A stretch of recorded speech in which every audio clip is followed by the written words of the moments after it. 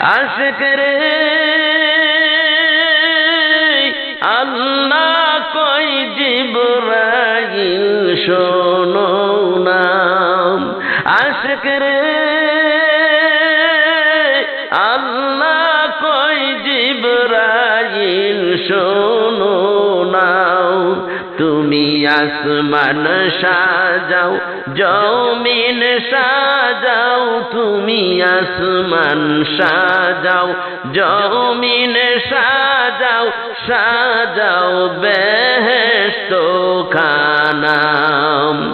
ইমানদার গণ জুলুস করো না, ঈদে মিলাদুন নবীর মা এই দুনিয়ায় সে অসহায় এবং কোন মানুষ নাই তারে ওই আরব দেশের ওই যুগে এতিম রে কেউ দেখে না, এতিম রে কেউ ভালোবাসে না।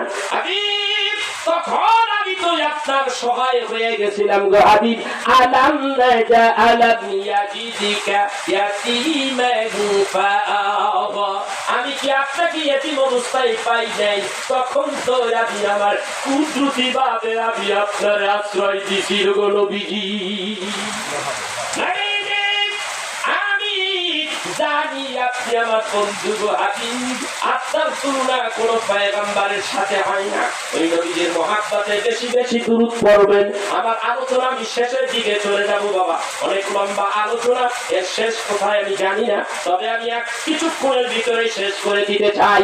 আমি বলতে চাই ওই রহমতের নবীকে জানের চাইতে যদি ভালোবাসতে হয়, আল্লাহর নবী কোরআনে বলে দিয়েছে জানের চাইতে বেশি ভালোবাসতে হবে।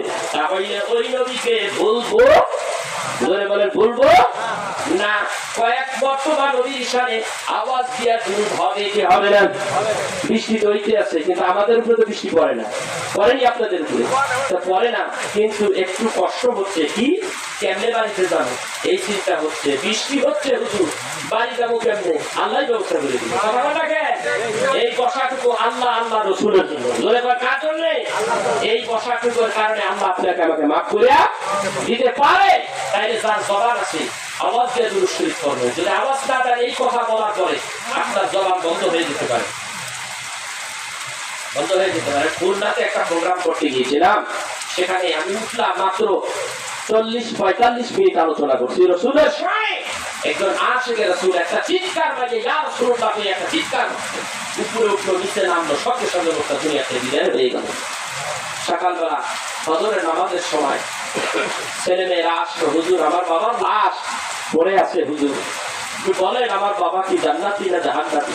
আমি বললাম এই কথা আল্লাহ ভালো জানে, তবে তোমার বাবা জান্নাতি, তোমার বাবা জান্নাতের বাগানে মরছে, ইন্তেকাল করেছে, আল্লাহ তাকে জান্নাত দিয়ে দেবে ইনশাআল্লাহ, আশা করি।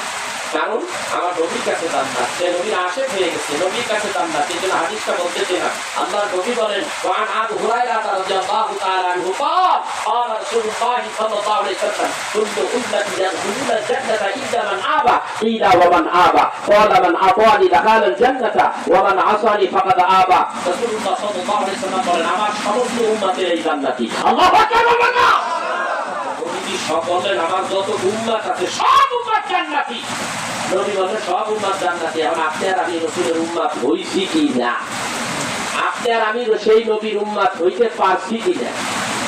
এখন মনে করতে হবে আপনারা 5 ভাই, কোন সন্তানকে একটু বেশি ভালোবাসে? বাপ আছে না?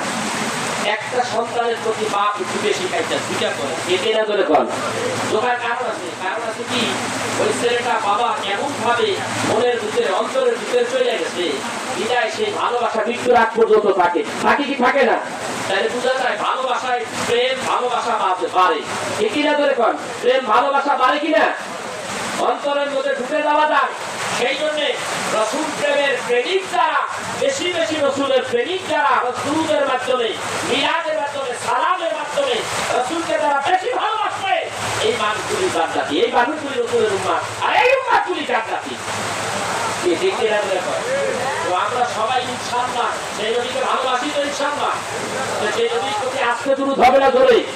বৃষ্টি তো জোরে নামছে, এইবার দুরূদ শরীফও জোরে হবে। রাজি আছি কিনা জোরে বল? জোরে বল, রাজি আছিনি? সবাই জোরে জোরে পড়ি আল্লাহুম্মা সাল্লি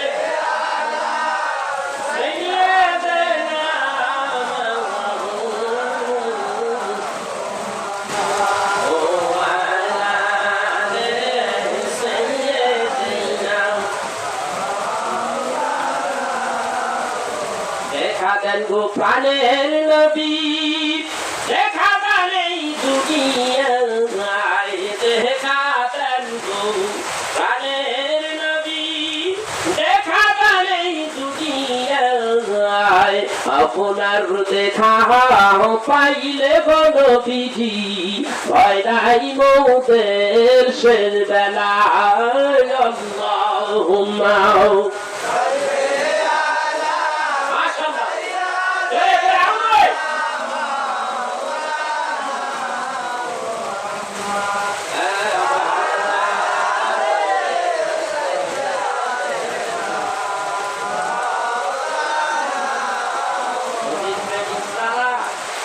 নবীরে ভালোবাসে কি বাসে না? তাদের ভিতরে সুর গুন গুন করে আসে কিনা? এর না থাকলে সুর আসে না। আমার নবী প্রেমে আমায় পাগল বানাইছে, এই জন্য আমি বলি একটু দেখাও তবে রাসূল, আমার হৃদয় ভরে তোমায় দেখবো, একটু দেখাও তবে রাসূল, আমার হৃদয় ভরে তোমায় দেখবো, আমার পরাণ ভরে তোমায় দেখবো। তোমার প্রেমে বেশি বেশি দুরূদ পড়ব,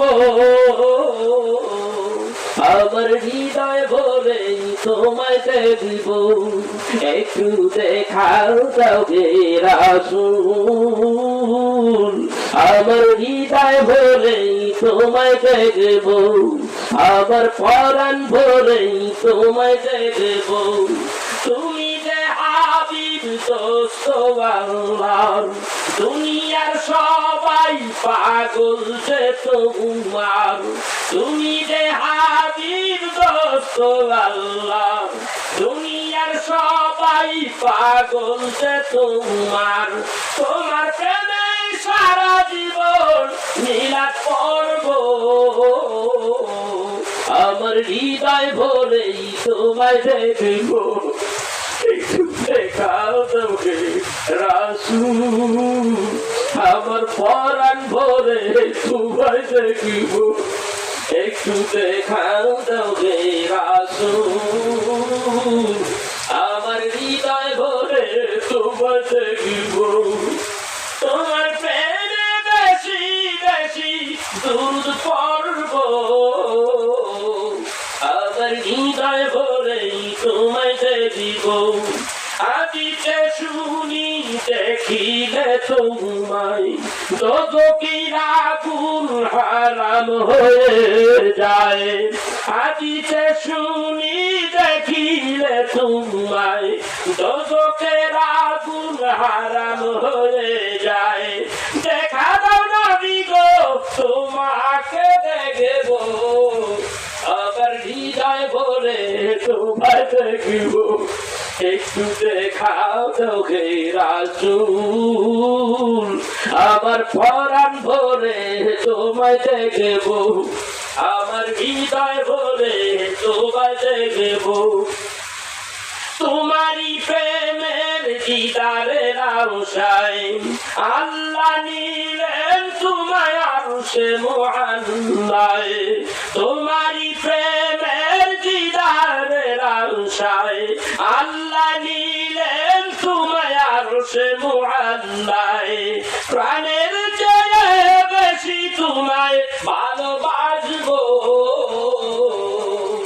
আমার হৃদয় ভরে তোমায় দেখব, আমার পরাণ ভরে তোমায় দেখব, একটু দেখাও তবে রাসূল, আমার পরাণ ভরে তোমায় দেখব, আমার হৃদয় ভরে তোমায় দেখব।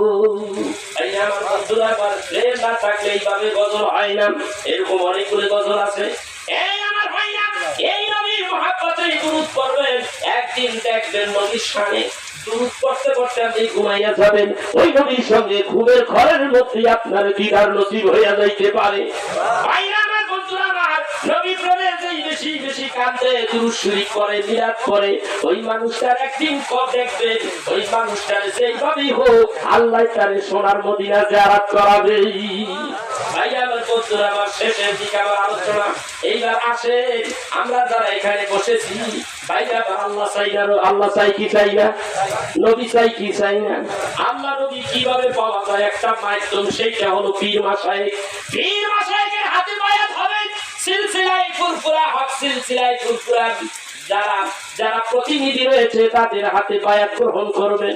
বায়াত গ্রহণ করলে বাবাজিরা বা অনেক মানুষ আছে এই জায়গায় দেখবেন, আপনাদের দেশে সবাই শাহ শরীফ জিন্দানি দৌড়াইয়া যায়, বরাবর না কেন? ওইখানে যান, কি জন্য যান? একটু জিয়ারত করবেন। অতিরিক্ত আর তো কিছু এখানে পাওয়া যায় না। আছে আশেপাশে খালি ভণ্ডামি, ঠিকই না, খালি ভণ্ডামি। কিন্তু জিয়ারত করবেন, আল্লাহর ওলিদের মাজার জিয়ারত করবেন। এইটার বিরোধিতা আমি কখনো করি না, করবো না, কারণ জিয়ারত করা রাসূলের সুন্নাত। এই আমার ভাইরা, যারা ভণ্ডামি করে এদের ঠ্যাং ফিরিয়ে ভাঙবেন, রাজি আছে কিনা? এদের ঠ্যাং ফিরিয়ে ভাঙবেন, মাজার ভাঙবেন না। এখন তো মাজার ভাঙা শুরু হয়ে গেছে। যারা মাজার ভাঙবে এরা বুঝলো না আল্লাহর ওলিদের মাজার ভাঙা যাবে না, তাই আল্লাহ ঠ্যাং ফিরিয়ে ভাঙবে।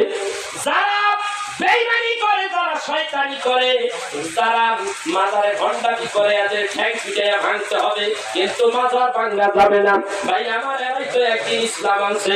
এই দেশে নবী আছে নাই, রাসূল কোন কেউ আছে নাই ইসলাম নিয়ে।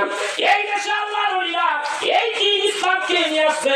আপনার আমার মাথায় টুপি উঠাইয়া, টুপি উঠাইতে শিখাইছে আল্লাহর ওলিরা। ফুরফুরার হুজুর রাখছে, জয়পুরের হুজুর রাখছে। ও বাবা, এই দেশের মধ্যে আমার আব্বা হুজুর কেবলা রাহমাতুল্লাহ আলাইহি একদিন নাই, দুই দিন নাই, 70 বছর ইসলামের খেদমত করে গেছে। আমার আব্বা হুজুর কেবলা আল্লামা আলাউদ্দিন বিদরুনি রাহমাতুল্লাহ আলাইহি 70 বছর পর্যন্ত এই দেশটার মধ্যে সারা বাংলাদেশে, বিশেষ করে উত্তরবঙ্গে বেশি বেশি দ্বীনের খেদমত করে গেছে। তার আলোচনায় যার হাতে বায়াত হইয়া মানুষ, বহু মানুষ দাঁড়িয়েছে, 5 ওয়াক্ত নামাজ পড়তো না, জানতো না, শিখতে পারে নাই, তার হাতে বায়াত গ্রহণ করিয়া নামাজি হইছে, পরহেজগার হইছে, দিনদার হইছে, মাথায় টুপি উঠছে, দাড়ি রাখছে, গায়ে জুব্বা পাঞ্জাবি হইছে। এই সমস্ত আল্লাহ ওলি আমরা চাই কি চাই না? এ আমার ভাইরা, আল্লাহ ওলি দরবারে যাবেন, ভণ্ডদের দরবারে যাওয়ার প্রয়োজন নাই। আল্লাহ ওলির দরবারে গেলে আপনার শিখাতে কলম, রুহ, সের, কফি, কফি আকফা, নাবিতে রাসূল দিবা, নাবি থেকে লা ইলাহা ইল্লাল্লাহ, আহালা ইলাহা ইল্লাল্লাহ। এইভাবে জিকির করবেন 200 বার কমপক্ষে। ইল্লাল্লাহ, ইল্লাল্লাহ 200 বার করবেন। আল্লাহ, আল্লাহ 200 বার করবেন। এই জিকিরগুলি করবেন। আর এই জিকির যদি করতে পারেন, কলবটা তাজা হইয়া যাবে। নবী আমার ডাক দিয়া বলে, মানুষের কলব মরে না, জিন্দা, কিন্তু মরিয়া যায় ওই কলব যেই কলবে আল্লাহর জিকির নাই। কথা কন না কেন? নবী বলেন, যেই কলবে জিকির নাই ওই কলবে শয়তান বাসা বাঁধা রাখে। আর শয়তানু জাসিবুন আলা কালবি বানি আদম, ফাইজা যাকারাল্লাহু খালাসা ওয়া ইজা গাফালা ওয়াসওয়াসা। বুখারী শরীফের হাদিস। ও বাবা আমার, জিকির ছাড়া হাঁটবেন, জিকির নেই, কলবের মধ্যে শয়তান বসবে। আর যখন জিকির শুরু করবেন, শয়তান কলবের থেকে ভাইগা যাবে। এই আমার ভাইয়া, এইভাবে জিকির করবেন। এই কলবের মধ্যে একটা মাকাম আছে, সেই মাকামে হযরতে আদম আলাইহিস সালাতু ওয়াস সালামের কদমের মাকাম। এইখানে 6টা লতিফার মধ্যে, 6টা লতিফার মধ্যে শুধু নষ্ট লতিফা বাদে 5টা লতিফায় 6 জন নবীর মাকাম আছে। একটার মধ্যে আছে হযরতে মুসা আলাইহিস সালাতু ওয়াস সালাম, এই কপালের মধ্যে আছে হযরতে ইব্রাহিম আলাইহিস সালাতু ওয়াস সালামের আপনার কদমের মাকাম। এইভাবে যারা আল্লাহর ওলি, তারা জানতে পারে কলবের খবর তাদের কাছে আছে, কোন কলব কোন রঙের, কোন কলবে কোন নবীর মাকাম আছে, কোন কলব থেকে কিভাবে জিকির তুলতে হবে, কিভাবে দুরূদ শরীফ পড়বেন, কিভাবে কলবের মধ্যে আপনি জিকির করবেন, কিভাবে জীবনটা সুন্দর করবেন। ওইটি আপনার জানার জন্য একটা কিতাব আছে আমার কাছে। এই কিতাবটার নাম মারিফাত দর্পণ। আপনি যে সমস্ত বন্ধ করা, আপনি যে সমস্ত তরিকা নিয়ে